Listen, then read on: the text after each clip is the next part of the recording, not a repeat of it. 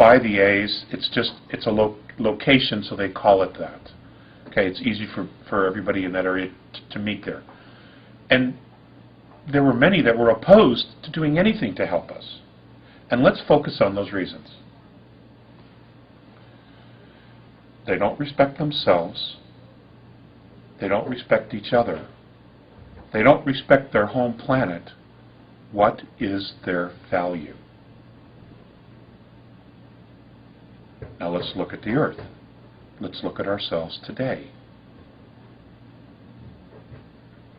Has it changed any? Has it changed any? We have free energy. We have free technology. Okay, we have the technological means to create that. And yet, we're about to fight World War III over oil? You know? So we can drive our cars and our trucks when those engines have been obsolete for 70 years? We know this. This isn't rocket science. This is out there already. Okay? We're looking at a war over water when instead of feeding the military-industrial complex, we could be building desalination plants all over the world so everybody could have water, so they could grow crops. But are we doing it? Hell no. Why would we want to do that? Why would we want to empower people to grow food and take care of themselves? Then we can't control them. This is what I'm talking about. This is what I'm talking about. So back to the Pleiadians. Let me give a little history on the Pleiadians. Tell me about what Atlantis was and how the Pleiadians were involved in it. Atlantis was an extraterrestrial colony. There were many races coming and going. It was kind of the analogy that I've been given was like a truck stop. You had planetary systems moving in and out of our galaxy, and this was one of the stops. One, because of its location. Two, because of its minerals, its amazing different type of life forms, and many of those life forms were brought to Earth in full form, just so you know. Which is why we can't find, the evolution in the fossil record. It's because they were brought here in full form. So it was a colony. There were many races coming in. Many of them were human, many of them were not. There were all kinds of experiments going on here. You had human extraterrestrials, the giants, commingling with women of our world, leaving offspring. Many of them became royal lines. Others were hunted down and killed by other races because they were half-breeds. And if you remember in the early notes, the A said that prejudice was an extraterrestrial perspective. This was something that we had been taught by the extraterrestrial races themselves, which clearly shows, they had some maturing to do. They were going through a growth curve. Hopefully all those races have, but apparently not, because we still have some regressive races that are here doing their thing. Hiding behind us, essentially.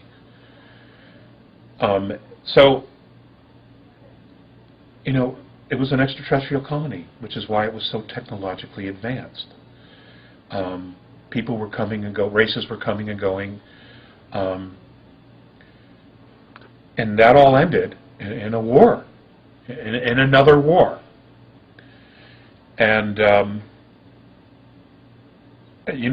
from what I understand, it was the Pleiadians who took out Atlantis. So, and that's a whole nother conversation. You also, I think, expressed that the Andromedans said that those left behind on Earth were supposed to be protected by the Pleiadians? Yes. And what happened there? They left. They didn't stick around. And other races came in. And not only took refuge, but created underground colonies for themselves, and essentially began the very slow process of managing us, controlling us, and at some point they started using us as a natural resource. Are those the ones that have created the program, as you call it? They're a very integral part of the program. That is correct. How has the moon and those other races associated with the moon affected Earth humanity, and what's the history there? Oh God, that's no small question.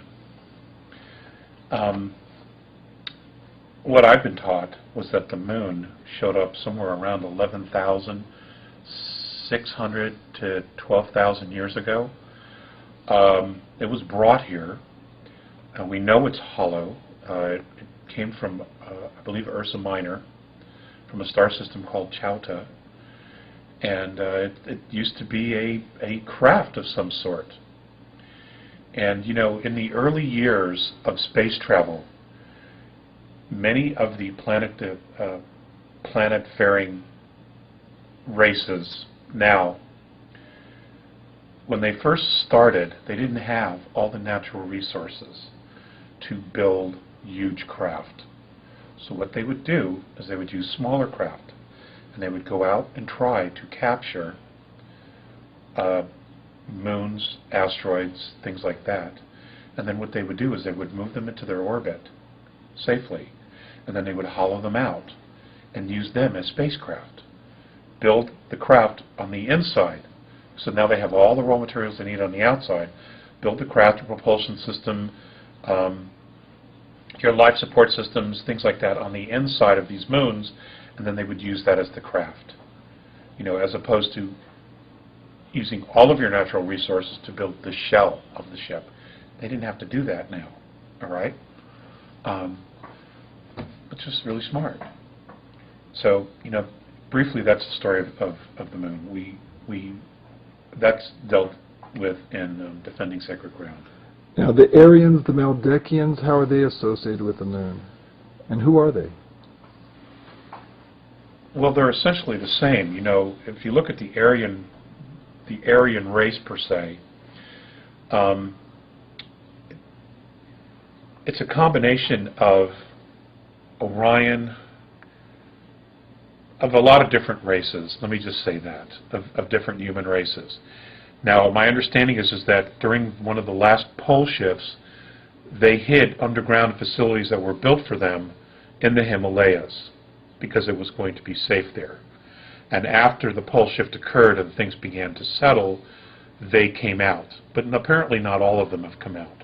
There is still a very small group that live inside the mountain, underground, who literally want no part of the surface. So that's how I could address that.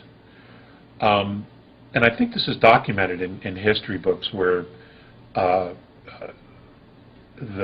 Anglo-Saxon race, the white race, you know, came out of the plateaus of the Himalayas in ancient history, and moved down through India and just, you know, migrated to different areas of the world.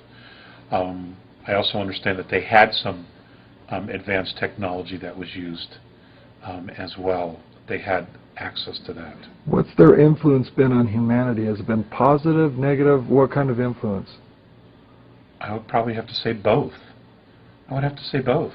You know, Rick, you could take any piece of information, any philosophical belief, and you know, you could turn it for positive or for negative. You know, but ultimately, the decision to buy into that belief system, whether it's light or it's dark or positive or negative, is us.